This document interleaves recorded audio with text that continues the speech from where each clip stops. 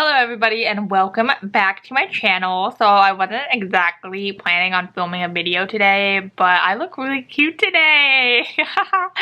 I had so many residents tell me that they loved my headband. I had one tell me that I look like an angel, and I know that I work with a bunch of 80 and 90-year-olds, but they really boosted my ego. So I was like, you know what, I need to film the video I was planning on filming tomorrow. Today, here we are. Let's go. I'm feeling super chatty. I just got off of work. Let's talk about working with coworkers with a hearing loss, because I know that working and actually accomplishing your job is one thing with hearing loss, but working with people constantly is a lot harder. If you're new here, my name is Shreya. I make hearing loss videos, and I would love it if you could hit the thumbs up button and subscribe. So the first tip that I have would be to really get to know the people that you're working with. So get to know your coworkers, tell them all. I mean, for me, my boss just told everybody that I wear hearing aids, so it was really easy for me. And then sometimes they would forget because my hair covers them, so I just had to be like, even today I was telling someone,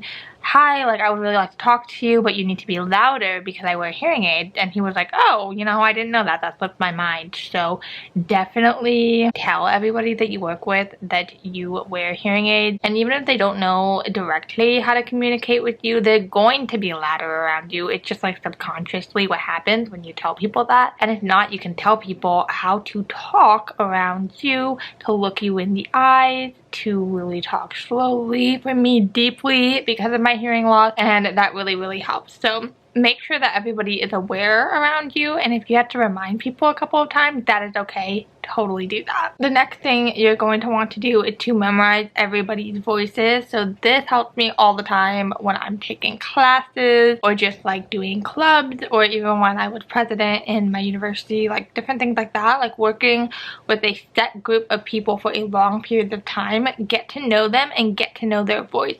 So for me, like, somebody might be super hard for me to understand like the first day or the first week that I work with them, but the more I talk to them, the more I try to recognize their voice, the easier it is for me to understand them. And I don't know if it's like a hearing loss thing, if it's just a me thing, but this has always helped me. I remember in the beginning of COVID, I had a professor where I thought I was literally going to have to drop out because he was Spanish and he had a really heavy accent and I couldn't understand him at all. But the more and more I had class with him, the more and more I really like tried to listen and understand what he said, the more and more I could understand him. I think it's just getting used to what they're saying and used to the different fluctuations of someone's voice. It really helps.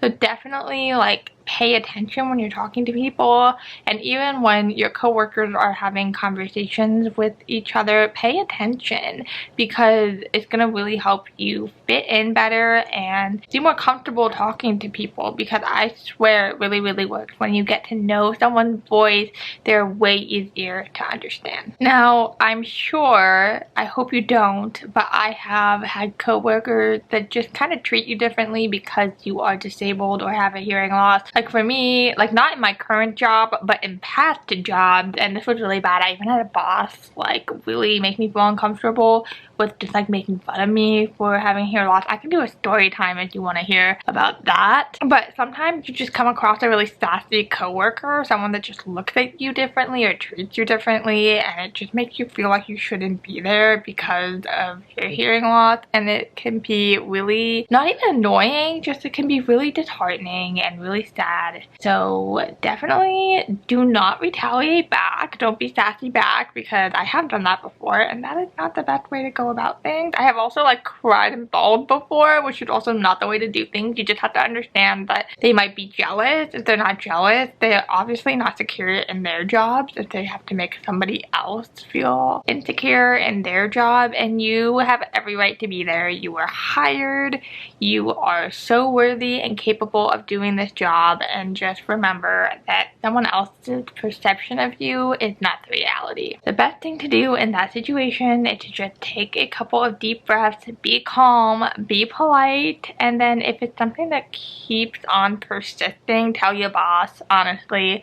If someone's consistently rude to you because of your disability or just in general, tell your boss, girl. This is not school, this is not navigating friendships, this is a job. You are getting paid to be there. Value your time and respect your time and respect everybody else that works there, because I'm like going on and on about this because this has literally happened to me several times. But if you have someone that is treating you differently and is just being rude, tell your boss, because they don't deserve to be there. They need an attitude check. I'm a really extroverted person. I love working with people. I don't know if you can tell, but sometimes working with people in general can be really, really hard, and it's easier to just want to seclude yourself and only like do your job by yourself because of your hearing loss. And I think the most important thing to do, and you're going to have to constantly remind people, and they might be aware of your hearing loss, but they might not be aware of the best way to handle it. And they're only human too. Even if they do adjust themselves like one interaction, sometimes they're not going to remember the next day or even the next week. So you're going to have to constantly tell people what to do to help you. And I think that if you are not comfortable and confident in your disability, you have to do those self-love things like that. Because if you are not developed and secure within who you are and what you need, it's going to be so hard to survive in this world, because it's really tough out there, guys. It's everyone for their own, and you just have to stick up for yourself. You have to be your best advocate. There's nobody else that's going to advocate for you. You make friends in the workplace, they'll advocate for you. Your boss might advocate for you, and that is amazing and that is awesome. And your boss should advocate for you and should get you everything that you need, but that's just not the reality. So you have to really stick up for yourself. For example, I work in a place that's really loud and noisy, and I take phone calls, and at first I was like, you know what, I don't really need a caption phone because it feels like a really big inconvenience to my boss and my boss's boss for having to order that, especially since I don't know how long I'm going to be in this job. It's not like a long-term thing for me, so I felt really bad about that. But then I realized, you know what, like it's so much harder for me to answer the phone. It takes a lot of energy, and I like really need it for my hearing loss, for my disability. So you know what, I needed to stick up for myself and have them order that phone, even though it was uncomfortable for me. I just really needed that to happen. And there were some people that really liked getting it for me, and also some people that were like, oh my god, this is such a hassle. But you know what, it's okay. Like hey, I need it. So you just have to stick up for yourself even in the uncomfortable moment, which is easier said than done. I've had a lot of practice with it, and it still makes me feel uncomfortable sometimes. Definitely like be your own best advocate. I'm always talking to myself and hyping myself up before I have to do something or stick up for myself, and you know what, it works. So those were my tips on working with co-workers. Every job is a little bit different, but I think that the tips are the same. If it's project-based, if it's just talking to co-workers, interaction, they have to be patient with you, and you have to stick up for yourself and probably tell them a lot of times, but then it'll stick. And even like today, like a month after starting my job, I still had to tell people that I interact with on a daily basis, and I'm going to continue to do it until we communicate, you know? So that is that. I hope you enjoyed this video. I love you guys all very much. Please let me know what you want to see from me next, and I'll see you in my next one. Bye!